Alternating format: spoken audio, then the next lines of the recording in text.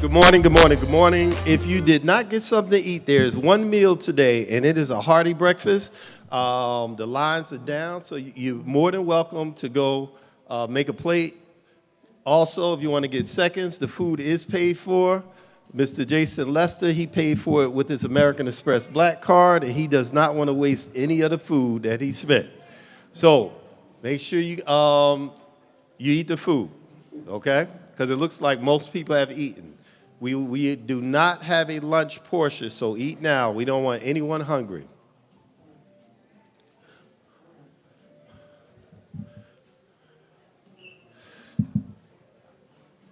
First and foremost, I'd like to thank everyone for coming out this morning. Thank you, thank you, thank you.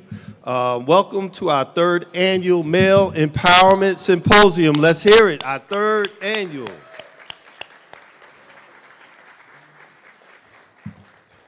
And the great thing about this year is we continue the message.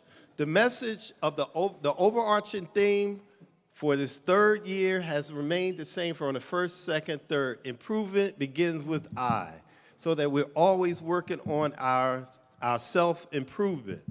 But we are unpacking improvement by defining and concentrating on the word purpose. Purpose. Realistically, it's hard to improve ourselves without knowing our purpose. Our purpose tells us our why. Why do we get up in the morning? Why do we work hard? Why are we going to school? Why do we spend Saturdays, 30 Saturdays out the year, coming to Kane University, getting here 7:30, 8 o'clock, 9 o'clock? Why? Why do you work so hard in school? Why do you have to get good grades? Why do you have to try and succeed on the basketball, football, debate team, or whatever you may do? Your purpose. It drives us to work tirelessly in our career and personal life because it's our passion. So we definitely want to help our learners today, including the adults, our mentors and fathers and caregivers who are out here to work with you. We're all going to work on that today. My father, a good example is my father always taught me to always give to the community. He said, go back and do work inside of the community. So I heard that from, God knows, probably from birth on up. That drove my career. It drove the organizations I belong to. It drove me to what we do today. This is the part of my personal purpose. And we want you to be able to eloquently know your purpose. I'd like to give some thank yous. All right. First of all, I'd like to thank the committee, Executive Director Jason Lester, give him a round of applause, and Brian and VP Brian Zakowski, give him a applause. Also, we have unofficial team members Sonia Irizarry, Marian Raja, Maria Rios, Pam, and Michelle. And thanks to the let's give it to them. Thanks to all the numerous student workers. Please give them some love. We worked them to death. Thank you to the teachers and all the teachers and counselors of EEI as a whole. Thank you to the academic specialists and the district liaisons. Thank you. Thank you to all of the organizations that brought you. We have the Knights of Pythagoras here, the Most Worshipful Prince Hall Grand Lodge in New Jersey, and also the Sigma Betas of Phi Beta Sigma Fraternity Incorporated. And then we have other organizations. And I didn't forget you, I'm just letting you know. Thank you, thank you, thank you. We also like to thank all of our presenters today. Now, these presenters, they taken time out of their busy Saturday to come and work doing these workshops for you. We absolutely do appreciate them. And, you know, they had to, get a blurb to me. They had to send me their headshot, and they had to put on a presentation. And these are very, very dynamic individuals that we have today. First, we'd like to thank Mr. Gil Pilardi.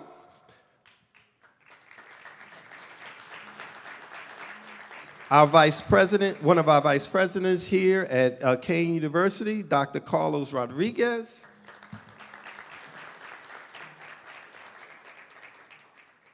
We also like to thank Dr. Ron and Strict.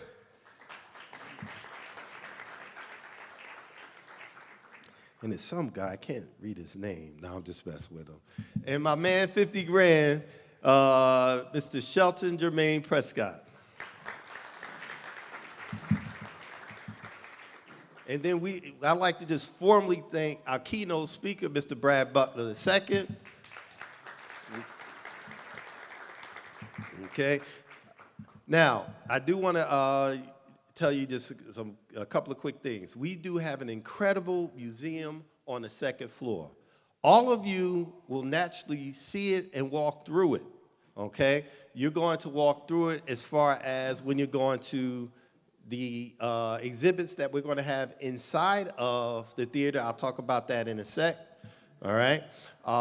And it's all for Black History Month, and it talks about redlining. Being a former executive inside of the mortgage industry, I know all about it. It's extremely interesting. It is very specific to redlining in New Jersey. And we have the curator here who's up there to go over a couple of things with you. So as you go in, as you go past it, please take a look at it and check it out. And of course, after we're done with the workshops, we'll be open for you to take a look if you have time at the end, all right? Okay, so at this time, what we're going to do, EEI. EEI, Entrepreneurial Educational Initiatives, is the division that our fearless leader, Dr. Sancha Gray, is the senior vice president of. She runs as well as being the dean of the College of Education in the United States and in China. She's done some amazing things throughout the years. She's a former superintendent, former administrators in schools. Her passion is developing experiences, not just programs, but experiences for our youth. So you don't say, okay, we came to the Male Empowerment Symposium, we twiddled our thumbs, we just sat down, we stared at them, they lectured us the whole time. Don't y'all hate that? I hate it. I hate it with a passion. So she insists that it's interactive, hands-on. We keep you moving. We feed you a great breakfast, and we give you an experience. And this is one of the things that drives her career, because that's how she drives the college education as well as EEI. So at this time for her remarks, I'd like to bring up the distinguished Dr. Sancha Gray.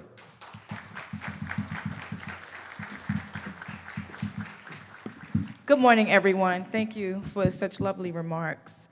I am so delighted to see this event. This is our third year, as you heard. It was our president's vision to ensure that we have this pipeline program and that men have an opportunity to build men. So give yourselves a round of applause for being in this space. Those remarks and accolades that brought me, that preceded me coming up here were wonderful, but I don't stand by myself to do this work. So I want us to take this time to also give a rousing round of applause to Mr. Tyson Dawood Russell. He is the organizer. He's been working tirelessly behind the scenes. He is the director for our newest unit in EEI, referred to as Generation to Generation, but he wanted to kind of remix it and make it a little funkier. So we just say G2G, because it's not so much of a mouthful. But anyway, it is so important, and we never lose sight of the value and importance of men mentoring men. And that's why being in this space and place is so important. I want to thank him for taking the time to mention all of the men that came out this morning to pour into other men.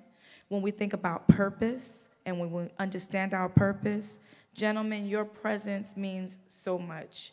There are ways that you communicate that are so fundamentally different than the way women tend to communicate with men. And so there's nothing more powerful than having you in this space the pictures, the optics, the conversations. Sometimes it's also just the nonverbal communication and affirmation that you give. So I want to thank the VP of EEI, Dr. Brian Zakowski, who co-labors with me in this work over EEI, as well as the College of Education, for also coalescing and bringing all of this together. And when I'm not there, he's there, making sure we push this agenda and this purpose forward so that you have a wonderfully enriching experience. I told Mr. Dawood I'm not going to talk after this.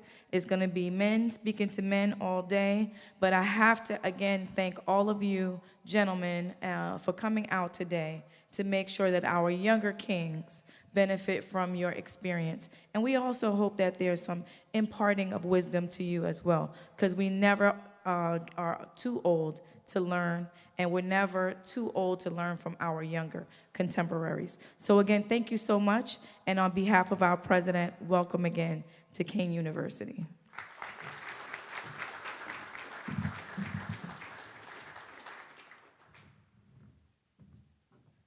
Okay, I purposely did something. I want you to meet her before I did actually three thank yous. I'd like to thank Dr. Repillette and Dr. Gray for allowing me to lead this team that put this together for the third year in a row. Let's please give them a round of applause for that. I do appreciate them believing their belief in me. And most thanks goes to my wonderful wife Rosita for her undeviating support. She's here. I do appreciate you. Thank you for coming to all of them, even though it's early in the morning on a Saturday. At this time, I'm going to bring our executive director, Mr. Jason Lester.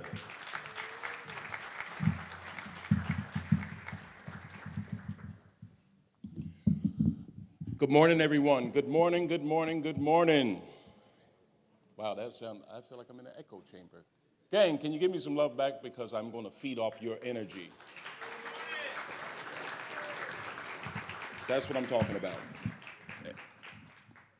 Okay, before I introduce our keynote speaker, I also have to appreciate a few of my people here before I forget. Oftentimes when I start speaking, a power comes over me and I get fired up and I can't think straight, and I kind of sort of miss the point sometimes, but I'm okay with that. So let me say first to the KSA ambassadors, I send these guys across the street. I have them walking across the buildings, doing a whole bunch of things for young people. They're kind of sort of my lifeblood, and I have all the KSA ambassadors, all of our EEI ambassadors. You know what, much love and respect for you guys, because you work extremely hard, not only for your academics in college, but also doing the work for us to run exceptional programs for other young people. So my hat's off to you, and by the end of the night, I think if I steal Mr. Dawood's wallet, I'm gonna have at least $50 for each of you. So make sure he doesn't leave. To my KSA district liaisons, those are the folks that served you this morning. They are my eyes and ears in their respective districts for KSA. They do a tremendous, just give them a round of applause, please. They actually allow JL to do what JL does. So again, I couldn't do the things that I do without them. And also, let me move on to our president, to our EEI team that you heard from. You know, we all do such great work in their respective roles.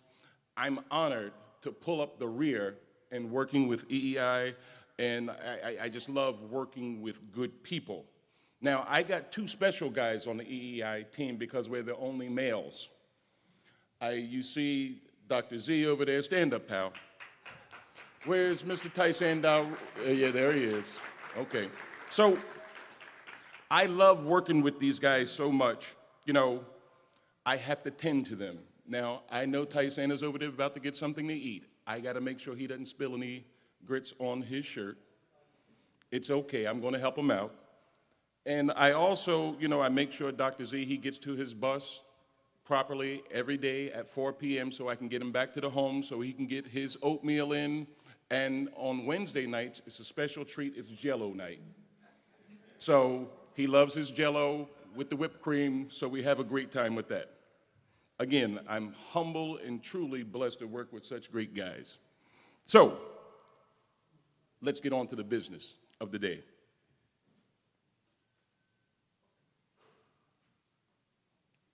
Again, I'm about to present our keynote speaker. This brother discovered his passion for speaking, which birthed his personal brand, Brad Inspires. Brad Inspires. Over the years, our brother has spent most of his time traveling to speak to various schools to increase graduation rates for both students as well as athletes. His primary focus is to help individuals recognize their gifts, put forth their best effort, and take advantage of the opportunities despite what life throws at them. At this point in time, what I need us all to do to get him fired up, please stand up, please stand up, please stand up, please stand up. Now, let's start to put those hands together real hard. Let's put them together real hard. He also gets fired up. He's a Kane University graduate. He's our brother. He's a champion for all children. The Minister of Hope, Mr. Brad Butler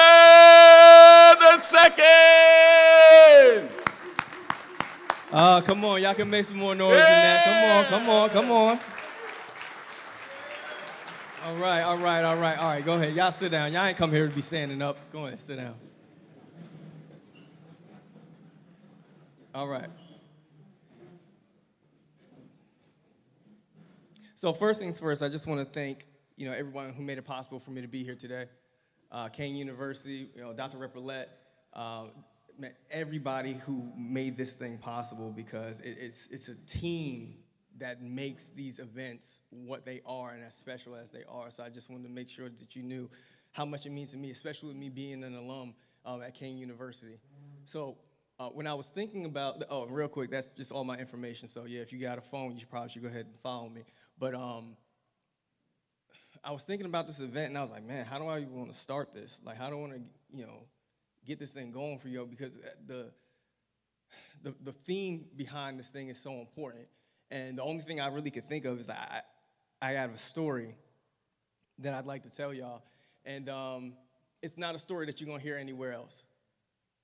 You can go on YouTube, you can go on Google, you can try to find it wherever you like, but you're never going to be able to find it. Why? Because it's my story, right? So just bear with me. There was a guy, and he had everything that you can think of. Like, I get it. I know as males, we're out here, we want to be successful, and we're doing everything we can to take care of our families. You trying to handle business in school, you trying to handle business as an athlete, all these different things that you're doing. And you just, come on, the world that we live in is hard. It's crazy enough as it is. And on top of that, you have the pressures of trying to be successful and be a man. Like, everything that comes along with being a man as well. I get it. So this is a situation that happened to this individual. So this guy, he had this situation where he actually did attain success. So he had money, cars, clothes, married, he had kids, right? He was successful. He had everything that your heart, he was influential. People knew who he was. But somewhere along the line, something happened, and he lost it all. Now, I know you guys have probably seen sports shows like 30 for 30. You might have seen Unsung and stuff like that, where you see with these individuals where they have so much talent, so much success in their life, and then all of a sudden they lose it all. And you asking yourself, man, how did that happen? That's so crazy? Sometimes it's the people that's around you, the influence that you have, but it's just bad decisions. You never really mastered, proper decision-making or positive decision-making. It could be a number of different things. So I'm not here to judge the person who, why he lost everything he lost. But he lost everything. It just is what it is. And it was so bad, it got to the point where this individual not only lost all his money, lost cars, clothes, all that, he lost his wife, lost his kids. He lost everything that he desired, everything that he worked for his entire life to build up, this is what I'm working for. Just think in your mind's eye, Everything that you've been striving for, everything that you're working for, everything that you dream about having, you get it, you attain it. Like it's within your grasp, and then you lose it. Just think for a second about how that would make you feel. That car that your dream car you always wanted, that mansion on the hills that you always wanted, like the perfect wife and the kids, and like money's no longer an issue in your life, and you lose it all. Well, that's what happened to this person. And now, this person found himself being homeless, living under a bridge. Now, thankfully, there's some people that will be a part of your life, right? If you have good friends, if you got close friends who care about you, genuinely want what's best for you, they'll be there for you. They'll support you. In your darkest hour, they'll be there. And what ended up happening is this individual, this gentleman, one of his friends found out what was going on with him, and he found him under the bridge and said, "What you doing here?" He said, "Well, I lost everything, man. My car's closed, money, wife left, took the kids, everything's like, this is where I'm at now. Like, this is my life. Like, I don't know how to bounce back from this." And the guy told me, he said, "Well, listen, I actually know about this mentor who's been guiding people who have pretty much lost everything that they had in their life, and he's helped hundreds and thousands of people to get their life back, get back to the success that they're looking for." And the guy said, "Okay, cool." He said, "Well, can you take me to meet him?" He said, "Absolutely." He's like, "Let's go. We can go right now." So he takes the guy down to the office. They get there. He said, "Well, I can't take you any farther than this. I can take you to the door. You got to walk through it. You got to go meet him. You got to go talk to the guy." He said, "Okay, I got you. I can do that from here." So he walks into the office, and he sees a guy sitting behind the desk, and he goes up to him and says, "Excuse me, sir, how you doing? Listen, I know I don't look the best, but just, if you could just disregard that for a second and just hear me out. Listen, I lost everything, my cars, my clothes, my wife, my kids, my money, like everything. I lost it all, and I heard that you are the person that can help me to get it all back. I heard that you're a mentor and that you've helped hundreds and thousands of individuals to get their life back, to get success back." He said, "Oh." The mentor was like, "Wow. Okay, well, unfortunately, sir, I can't help you with that. I don't know who told you that I was the person that could help you to get these things back, but unfortunately, that's not me. I can't do it for you." So obviously, the guy was distraught by hearing that. He's like, "Wow. Like, I put myself out there. Like, this is my last-ditch effort for me to get success back, and you telling me that you can't help me." And the guy was like, "Well, okay, maybe I can't help you, but there is somebody in the building that can help you." He said, "Oh, cool. Well, can you take me to meet him?" He said, "Absolutely, no problem. I can take you to meet him." He said, "They're down this stairwell. You just got to go to this basement over here. You walk down the stairwell. They're down there. You go talk to them." He said, "Oh, okay, cool." He said, "Over here?" "Yep, right over there." So he takes the guy over to the stairwell. He says, "Now, you got to go down the steps first. I'll be right behind you, but you got to go down first." He said, "Okay, that's weird." But when he gets to the stairwell, he sees that it's a dim light at the top of the stairwell, and it's nothing but darkness going down this deep stairwell. No lights. He said, "You want me to walk down there?" He said, "Absolutely." He said, "Okay, fine. You said you want your life back? This is what you got to do." He said, "All right, fine." So he starts walking down the steps, and obviously you're confident in the beginning. He's walking down the steps, and it's dark. He's going down, not really thinking too much about it. He's going down the steps. And at this point, the darkness is probably by his knees area. Still not necessarily comfortable with the situation, but he's like, "Okay, it's fine. I'll keep going." He said, "Are you sure about this?" He's like, "Yeah, I'm sure. Keep on going." He said, "Okay, fine." He keeps on walking down the stairwell, and as he gets further down, now the darkness is up by, say, his stomach area. Now, the further he goes down the steps, he realizes just how dark it is down there. He's like, everywhere that there's dark, he really can see nothing at all. Still nervous, but whatever. I want to change my life, so let's go. I'll keep going. Keeps going down the stairwell. Now the darkness is up by his shoulder area, and he can't see his hands in front of his face. I don't know if you've ever been in a room that's that dark before, where it's like, it's so dark that there's no light around at all, no night lights, nothing. Not a cell phone light, nothing. Can't see anything. Can't see his hands in front of his face at all. So obviously he's extremely nervous at this point. Like, "Hey, bro, you a stranger, and I'm down here in this real dark place with you. You're telling me that you want to help me, but this doesn't feel like it's helping me at all." But the guy's right behind him. He said, "No, I'm right behind you. Just keep on going. I'm walking down the steps with you. You good?" So he goes all the way down the steps, all the way down. He gets down to the bottom of the stairwell, and the darkness is above his head. He can't see anything in front of him at all. Nothing. And the weird thing happens when he gets to the bottom of the stairwell and he can't hear anything anymore, or he can't see anything at all, he realizes that the mentor, the guy who was talking to him, he stopped talking to him. Earlier, he was guiding him down the steps. Now, he's not saying anything to him at all. And he's thinking to himself, all right, man, I done got myself into a horror movie situation. Like, come on, bro. Like, don't do this to me now. Like, you know I'm in a desperate state. Like, I need help. And you going to just stop talking to me? And you see how dark it is down here? Like, come on, say something to me. So now he's asking for, hey, man, you going to say something? Like, I'm at the bottom of the stairwell. You going to turn the lights on? You going to say anything? Nothing? No help? So you drag me down here just to scare me? Like, was this supposed to be a prank? Is this funny to you? Like, this is my life on the line. And I'm asking you for help, and this is what you're doing. Man, all right, man, I knew you was a fraud, man. I knew you was a fake, man. Turned around and tried to go up the stairs to leave, and as soon as he tried to go up the stairs, he felt something pull on the back of him. And that pull was so strong, it dragged him into a wall. He hit the wall before he could open his mouth to say, what's your problem? The lights came on. Now, you ever been in a room that was real dark, and you've been in there for a little while? What happens when the lights come on? Can anybody tell me? Your eyes. It takes time for your eyes to be able to adjust to the room, right?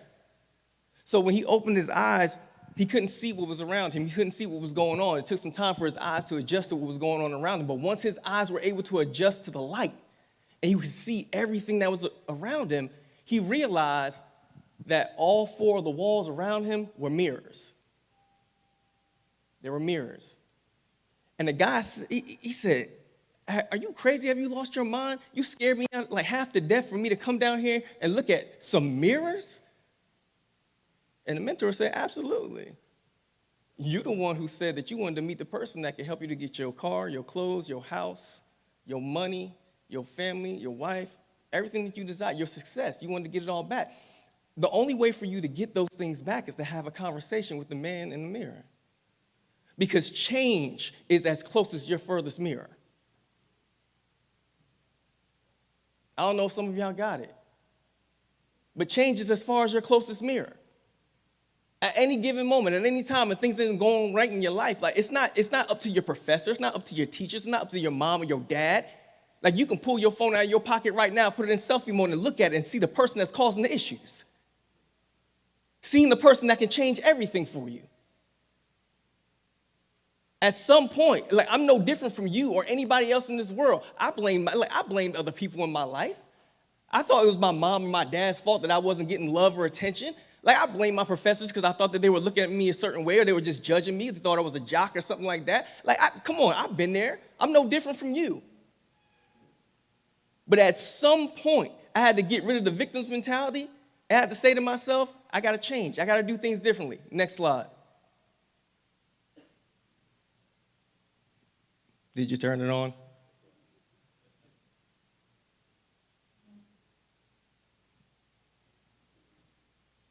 Let me see.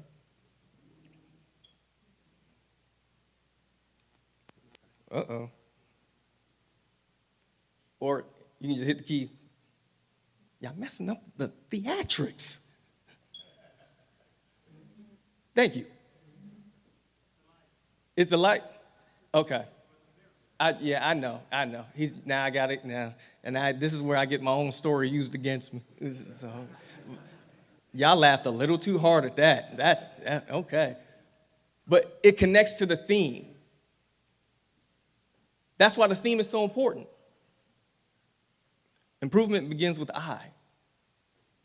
I promise you, you can blame whoever you want. You can yell from the hilltops, and you can put the blame on whoever you want. Listen, go ahead. You can have fun with that. But those who are successful, those who maintain their success, when things go wrong, they make adjustments. They don't make excuses. They make adjustments. Listen, like I said, I had my issues. I had my ups and downs, the things I dealt with in my life. I'm no saint. I made mistakes. But in order for those things to change, I had to change. The way that I looked at the world had to change. The way that I viewed women had to change. The way I viewed the substances and things in this world had to change. Like there's some things that you think right now are okay, it's not. Society says it's okay, but innately inside of you, it doesn't even feel right. Next slide. So this is me, Brad Butler II, speaker across the country, international speaker, all that good stuff. Cool. This isn't about me. This is about you. I just want you to see that, like, I really do this. Like, this ain't for fluff. Next slide. And I really did ball. I really did play for Kane University. I really do have a ring, and I really am in the Hall of Fame. I just want y'all to, because some people, you know, some people will come through and they tell you a whole bunch about their stuff, but they ain't got no receipts. They ain't got no proof. Hey, man, you know, back in my day, they doing the Al Bundy thing. Oh, y'all, I dated myself. I said Al Bundy. Y'all don't, they got it right over here. I don't know about the rest of y'all. Y'all might not have got that. But listen, it was this dude named Al Bundy. It was a show called, what's the name of the show? Married with Children, right? And he used to always talk about how, you know, he scored 3 touchdowns and this, that, and the other, played for Polk High, this, that, and the other. And he always did the little pose on him, show him how it's done. I'm like, bruh, you wearing this thing out, man. You sell shoes, chill. Like, that dream is over, bro. Like, a long time ago. And listen, I'm not that guy. I'm not out here talking about I'm trying to play you in football or basketball or none of that. I like my knees. They work well, and I'm not trying to mess them up. So y'all can have all that. Y'all want to play outside and do it? You have fun, but I'm not doing it. But I'm just letting you know there was a time when I was getting busy. Next slide. Hold up. Matter of fact, yeah, keep it right there. So about me, just to make sure I make it make sense for y'all.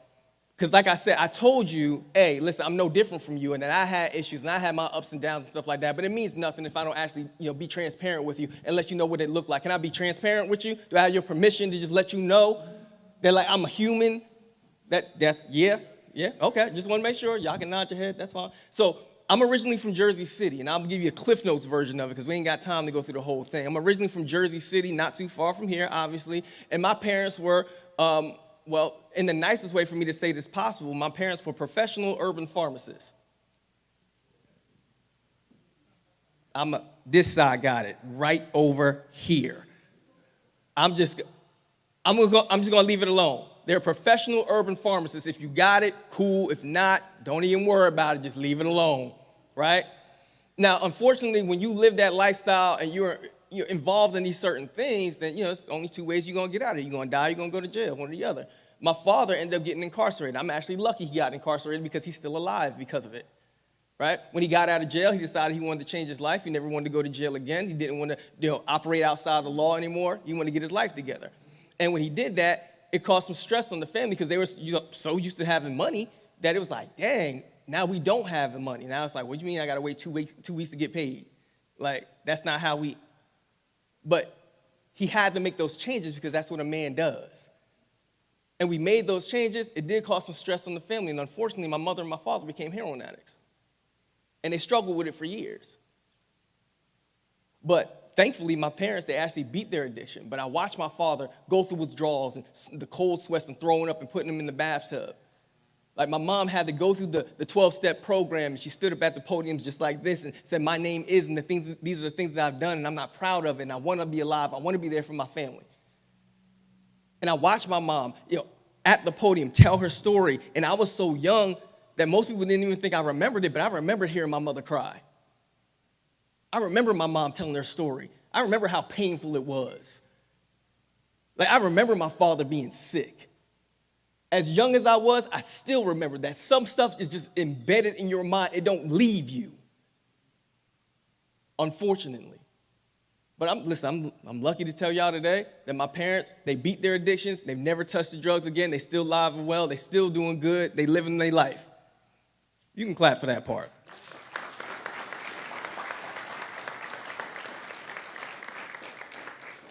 Now, the crazy thing is, you have individuals around you who are going through adversity, pain, and strife. They're struggling. And you look at them like, man, I want them to get through it. And then they do get through it, and it's like, all right, great. But then you realize that you're dealing with your own struggles as well. So quickly, my parents separated, and I ended up moving from Jersey City to East Windsor. When I got to East Windsor, I ended up in special ed classes for 10 years. I stayed in those special ed classes and struggled through it and graduated from high school in special ed classes. And during the time, I was called every name in the book: dumb, stupid, retarded, remedial, you name it, I've been called it. I was getting in fights over it and everything, right? I told you, I'm not a saint. I'm just better than I was before. I'm the best version of myself now. But before, I made some of the same mistakes that y'all made. I struggled with it's like any issue you can think of it, I pretty much dealt with it. I struggled with it. Now, I personally didn't deal with drug use because once you see it firsthand, sometimes you just like, I don't want no parts of it. But I did drink alcohol, and I had to let that go because that wasn't helping me. I was a womanizer, but I had to let that go because it was not helping me. It wasn't allowing me to be the best man that I was supposed to be. I could not have married my wife had I been the same person I was before. I would not have my son today if I was the same person I was before. Things had to change. And I believe that education was the area that was going to help to unlock success for me. So my thing was, I locked in on that. And even though people told me I couldn't go to college because I was in special ed classes, I did it anyway. I started at Mercer County Community College, then I came to Kane University, now I have my master's in counseling.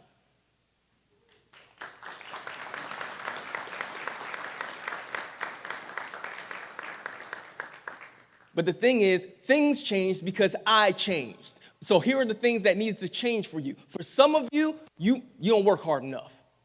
Your work ethic is not there. You don't even know what hard work looks like. You think you know, but you have no idea. You've never pushed yourselves to the limits. You've never pushed yourself to exhaustion. Some of you are athletes, and I've actually been to some people's practices and stuff like that. I'm like, you're not even sweating. Practice over, you're not even sweating. You're supposed to be exhausted. You're supposed to max out. You're supposed to push yourself to the limits. You in class and you're doing work and you're not even studying to the point of exhaustion. There's times I had to study and had to work so hard that I would just find I'd fall asleep with my head in the books. Wake up and start over. Like that's what the work looks like. Next slide. But some of you, the work ethic that some people have is this right here. You can't have $1 million dreams on a minimum wage work ethic.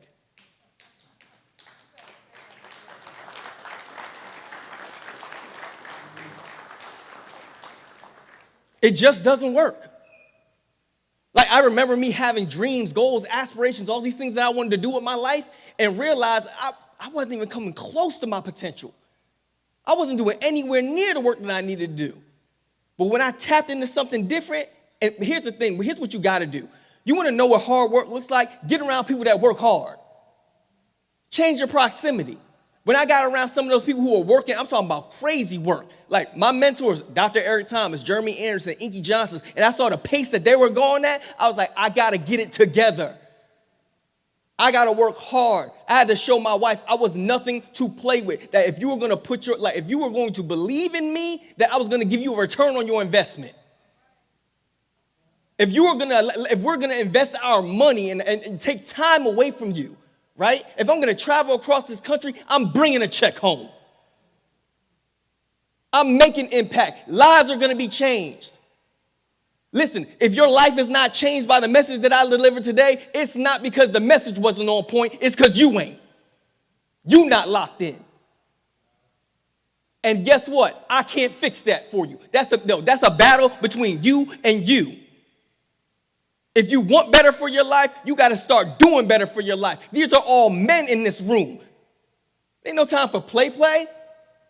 When you graduate and you go into the real world, there ain't nothing out there but opportunity and bills. You better start making decisions now that I'm going to be the person where bills ain't going to be the thing that defeat me. I said every time I get a bill, it's going to be a fight. I look at bills as the opposition. I don't like when bill collectors call my wife. I don't like people telling me or my wife or my family what we can or cannot have. I'm the retirement plan. I'll make sure that she's good. I'll make sure my son never has to live in lack. My son will never know what drug addiction looks like in our family. He'll never know what alcoholism looks like in our family. Why? Because I'm willing to work every day for it to make sure he has a positive representation of what a man looks like. Me and his mom, I ain't going nowhere. I made a promise to me, my wife, her family, my family, and the God that I serve. I ain't going nowhere.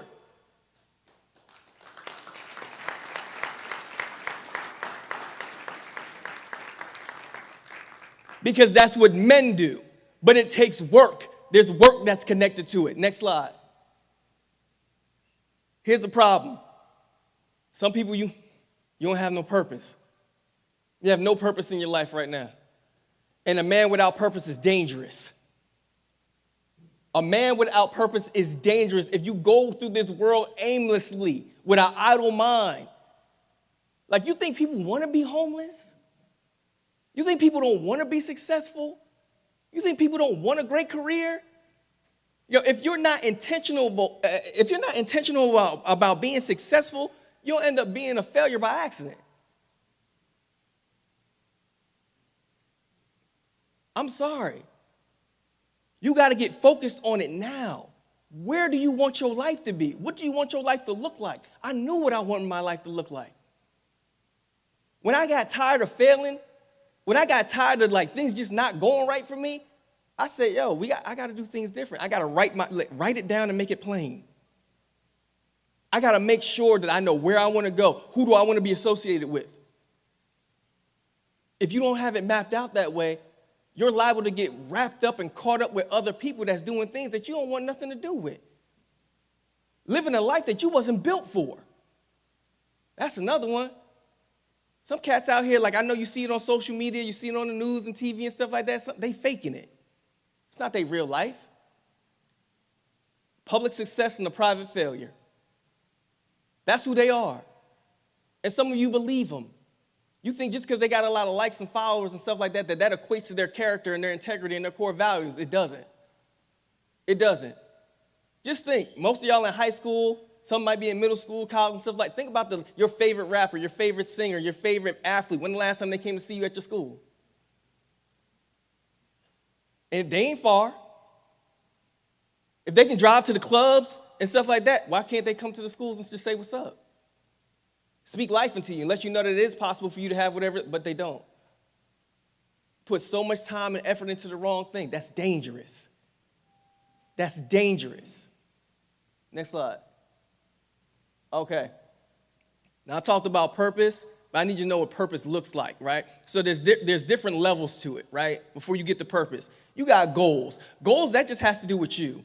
What you want to do with your life, the things you want to accomplish, that's cool. That's singular, one person, right? The next step is you have success. That affects your family, your immediate family, people that's close to you, right around you. Success, right? You got a great career, cool, got it.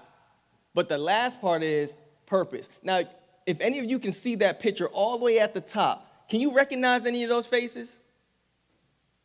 Can you tell who any of those people are? What about the ethnicity? No, for the most part, you can't really tell. You want to know why? Because when you're moving in purpose, you're going to affect and change people's lives that you'll never even meet. There's people's lives who I've been able to touch. I've never met them. I've never talked to them. Some people that, some of my, the mentees that's with me today, I'm just meeting them the first time. I'm meeting them for the first time in person. I had no idea that I had an effect on their life. I had no idea that I was leaving a positive imprint on their life. But when you move in purpose, that's what happens. It's not just about you. It's about the legacy that you leave behind. Next slide. So I wanted you to see what it looks like specifically in my life. So the first slide that you see there, that's me and my mentors, Dr. Eric Thomas, Jeremy Anderson, me winning one of the awards that they have at our conference every year. That's singular. It was a goal that I had. The next picture, that's me, my wife, and my son. The work that I've done, the success that I've had, it directly affects them. It directly affects their life. And the last one up there at the top, that's probably one of the biggest speaking engagements that I ever did in my life. As far as the number of people that were there, it was at the Cure Arena. It holds, I believe, over 10,000 people. In person, we had about 6,000 people that were actually in person, and then virtually it was over 10,000 people. That is what purpose looks like. I will never be able to greet, I will never be able to say thank you to all of those people for being there, but I know that the message that I left impacted their life. That's what purpose looks like. Next slide. So once again, this is just all my information. I just wanted y'all to have a better understanding of what work ethic looks like, what purpose looks like, and how that directly connects to who you are. And if you want change in your life, it starts with you and nobody else. It's a fact. It's a promise. So I'm going to close this thing out for y'all because I've said a lot today, and I hope that you guys learned something from the presentation today, with everything that I said. Just by nodding your head. Did you learn anything today? Does that some of the stuff I said make sense? You can nod your head. Cool. All right, good. That's everybody in the room. Here's my thing. If you haven't remembered anything that I've said today, I hope that you remember this. Be careful of your thoughts because your thoughts become your words. And be careful of your words because your words become your actions. And be careful of your actions because your actions become your habits. And be careful of your habits because your habits become your legacy. And that is how the world will remember you. If you haven't heard it today, this week, this month, this year, or ever in your life, you're going to hear it today. I love you from the bottom of my heart. And I encourage every last one of you to make your next day your best day. Why? Because the work you've done today is not enough to get you through tomorrow. My name is Brad Butler II. Thank you for listening.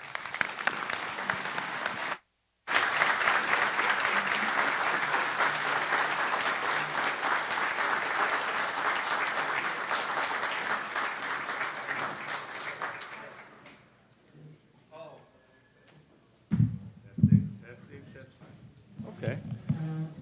Hello? Okay, this will work. Okay, all we're going to do, 2 quick comments, then we're going to bring some folk up. Then I'm going to come back up and give you directions. And before we even do that, just let Project Alante know you break it up into 3 groups. So if you could kind of get that going right now, or mentally, that would be great. All right, we do have special guests here today. We have, who likes puppies? Raise your hand. Raise your hand you like puppies.